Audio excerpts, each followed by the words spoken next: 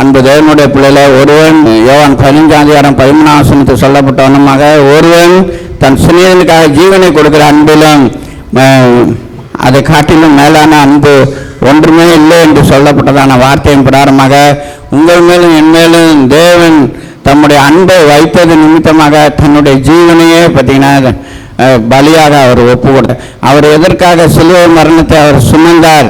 உங்கள் மீதும் என் மீதும் வைத்ததான அன்பின் நிமித்தமாக அந்த அன்பானது கடைசியில் பார்த்தீங்கன்னா சிலுவை மரணத்தில் அவரை கொண்டு போய் விட்டுச்சு. அவ்வளோ தூரத்துக்கு பாடுபடக்கூடியதான அந்த அவ்வளோ தூரத்துக்கு அவர் பாடுபட்டு நமக்காக தன்னுடைய ஜீவனையை கொடுக்கத்தக்கதான வகையில் அவருடைய அன்பு அப்படிப்பட்ட அன்பாக காணப்பட்டது.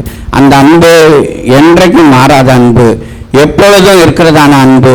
நம்ம அவரை விட்டு நம்ம தூரமாக போனாலும் அவர் நம் மீது அன்பாக இருக்கிறாரு.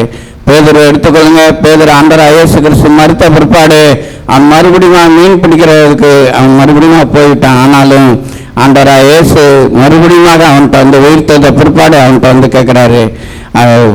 அவனுக்கு தேவையானதெல்லாம் கொடுத்துட்டு அவன்கிட்ட சொல்கிறாரு, யோனாவின் குமாரனாகிய சீமோனே, இவர்கள் எல்லாரும் நீ என்னிடத்தில் அன்பாக இருக்கிறாயான்னு. அன்பு தேவனுடைய பிள்ளைய, இந்த கால வேளையில் உங்களிடத்திலும் என்னிடத்திலும் தேவன் அப்படிப்பட்டதான அன்பை எதிர்பார்க்கிறாரு.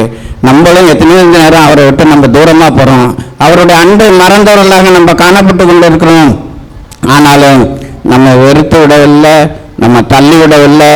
மறுபடியும் அவரை நோக்கி நம்ம பார்க்கும் பொழுது நம்முடைய விண்ணப்பங்களுக்கும் வேண்டுதலுக்கும் அவர் செவி கொடுத்து பதிலளிக்கிற தேவனாக இருக்கிறார்.